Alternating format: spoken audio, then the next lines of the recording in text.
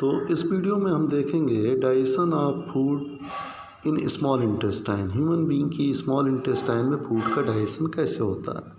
तो small intestine ये आप देख रहे हैं कॉइल ट्यूब लाइक स्ट्रक्चर पूरा देख रहे हैं। ऊपर ईसोफेगस से फूड आता हुआ स्मॉल इंटेस्टाइन में जा रहा है और स्मॉल इंटेस्टाइन एक लंबा पैसेज होता है काफ़ी, जिसके part duodenum, jejunum and ileum होते हैं। तो डाइजेशन के लिए स्मॉल इंटेस्टाइन में देखिए क्या होता है, इसके साथ दो ग्लैंड्स एसोसिएटेड होती हैं। वो ग्लैंड्स हैं लीवर, जैसा कि आप देख पा रहे हैं। दीज ग्लैंड्स आर लीवर आपको ये दिख रहा है, दिस इज लीवर। और लीवर क्या करता है, बाइल जूस का सीक्रेशन करता है। Liver secretes which juice, bile juice. Bile juice is secreted by liver, जिसमें कि बाइल पिगमेंट और बाइल साल्ट्स होते हैं।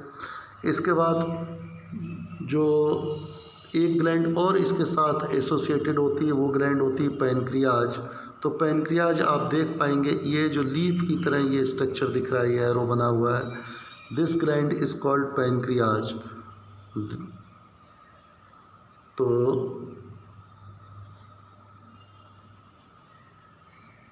ये वाली ग्लैंड जो है इसको आप देखेंगे, this gland is called pancreas. तो ये पैनक्रियाज रहा, ये बहुत इंपॉर्टेंट ग्लैंड है जो पैनक्रियाटिक जूस का सीक्रेशन करती है। It secrets pancreatic juice. Pancreatic juice बड़ा इंपॉर्टेंट होता है डाइजेशन के लिए, इसको अब अभी हम पढ़ेंगे कि ये क्या क्या करता है। तो नेम द टू ग्लैंड्स। वैसे तो सैलाइवरी ग्लैंड माउथ में हो गई, लीवर और स्मॉल इंटेस्टाइन, और लीवर और पैनक्रियाज की स्मॉल इंटेस्टाइन में सीक्रेशन को फोर्ड करते हैं। तीन gland which are associated to digested. इसके साथ साथ दो टाइप की ग्लैंड्स और होती हैं, जो एक स्टमक की इनर बॉल्स में होती हैं जो गैस्ट्रिक जूस सीक्रेट करती हैं। तीसरी इंटेस्टाइन की भी बॉल्स में भी ग्लैंड्स होती हैं जिसको हम इंटेस्टाइनल ग्लैंड्स बोलते हैं, वो भी एक डाइजेस्टिव जूस सीक्रेट करती हैं। तो हम बात करते हैं एक एक करके इनके सीक्रेशन पे।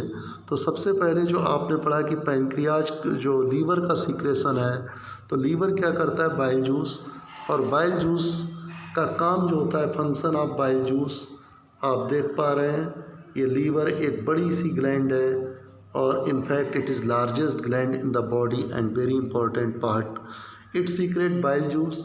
बाइल जूस का जो फंक्शन है, पहला फंक्शन देखिए, जो स्टमक में फूड होता है वो फूड एसिडिक मीडियम में डाइजेस्ट होता है, HCl होता है, तो वो फूड हाईली एसिडिक होता है। और जब वो स्मॉल इंटेस्टाइन में आता है, स्मॉल इंटेस्टाइन के एंजाइम्स जितने भी हैं वो बेसिक मीडियम में फूड को डाइजेस्ट करते हैं। तो उस फूड को न्यूट्रलाइज करके और बेसिक मीडियम में कन्वर्ट करने का काम होता है किसका, बाइल जूस का। तो neutralise acidic food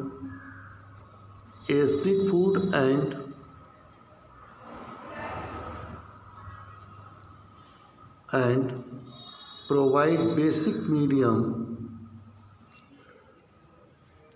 for the digestion of food in small intestine. Basic medium for the digestion of food in small intestine. तो पहला काम तो ये हुआ कि जो digestion of food in small intestine, ठीक है। तो ये काम, नोट्स तो आपको दिए जा चुके हैं, ये तो बस आप समझ लो ऐसे ही लिख रहा हूँ। तो स्मॉल इंटेस्टाइन में फूड को डाइजेस्ट करने में मीन्स बेसिक मीडियम प्रोवाइड करता है। क्यों, क्योंकि होता क्या है। अच्छा, दूसरा काम इसका और अभी देख लो, फिर हम बात करेंगे। दूसरा, जो फैट्स आते हैं उनको ब्रेक डाउन, बिग मॉलिक्यूल्स से फैट के उनको स्मॉल मॉलिक्यूल्स में ब्रेक डाउन करना, जो वाटर सॉल्युबल होते हैं। तो दूसरा काम हुआ इसका emulsification of fats and lipids.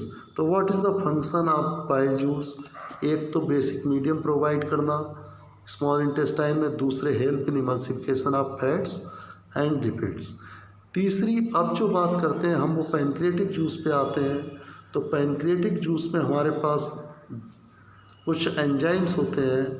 वो एंजाइम, पहला ट्रिप्सिन जिनके लास्ट में IN होता है, वो आप समझ लो प्रोटीन डाइजेस्ट करते हैं। Trypsin digest protein. इसके बाद दूसरा होता है पैनक्रियाटिक अमाइलेज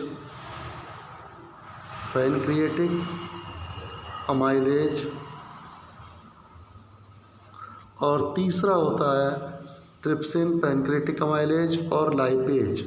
तीसरा लाइपेज फैट्स और लिपिड्स को डाइजेस्ट करने में हेल्प करते हैं। These are the enzymes which are secreted by the pancreas.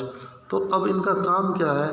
Trypsin जो होता है वो प्रोटीन डाइजेस्ट करता है, मीन्स ट्रिप्सिन डाइजेस्ट प्रोटीन इन बेसिक मीडियम, डाइजेस्ट प्रोटीन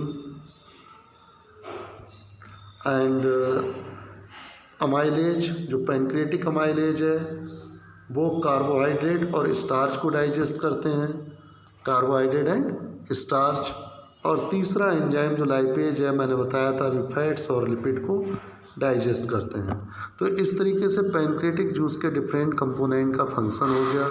अच्छा, पैनक्रियाज और लीवर दोनों का सीक्रेशन अपनी अपनी डक्ट से आते हुए एक कॉमन डक्ट में जाता है, जिसको हम कॉमन बाइल डक्ट भी बोलते हैं। ये डक्ट स्मॉल इंटेस्टाइन में खुलती है। तो पैनक्रेटिक जूस और बाइल जूस दोनों ही स्मॉल इंटेस्टाइन में through common bile duct enter करते हैं। अच्छा, लीवर जो है वो लगातार बाइल जूस बनाता रहता है। तो excess of bile juice store होता है कहाँ?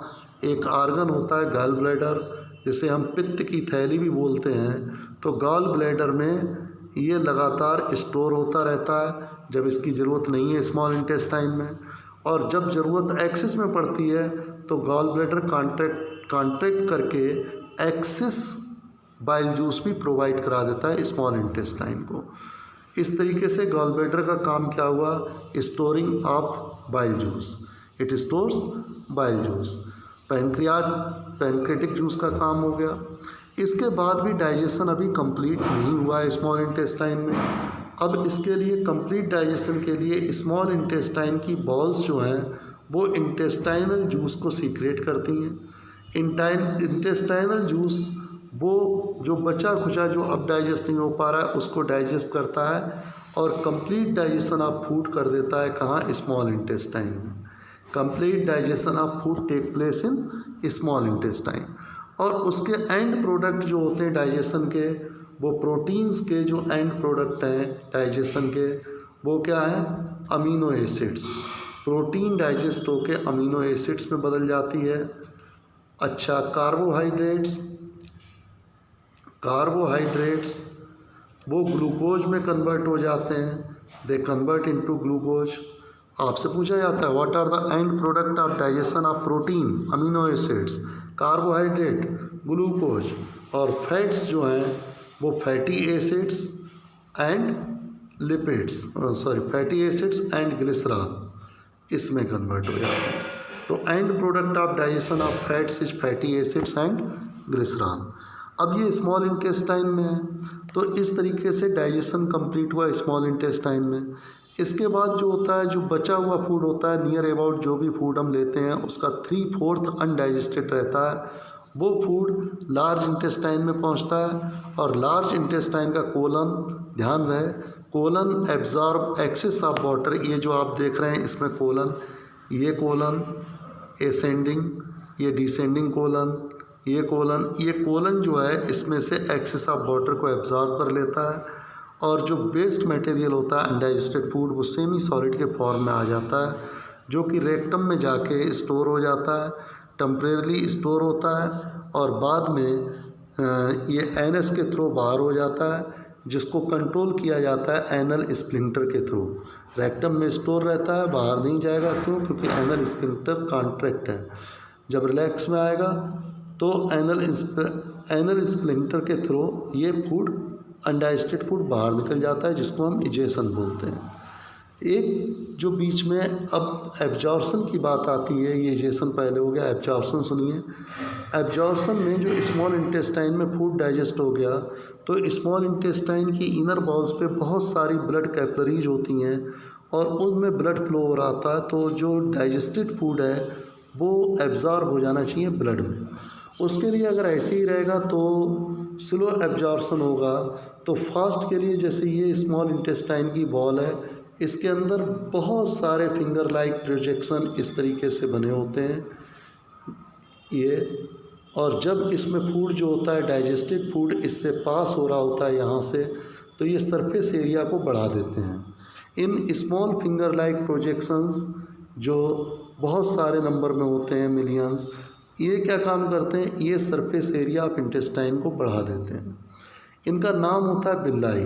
तो what are villi, villi are small finger like projections, means these are the folds, these are folds of skin present in small intestine which increases the surface area of small intestine। ध्यान से सुन लें, बिलाई increases the surface area of small intestine for the rapid absorption of food।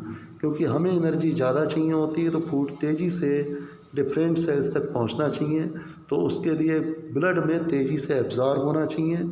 तो surface area intestine का बढ़ाने का काम कर दिया बिल्लाई ने। तो बिल्लाई आर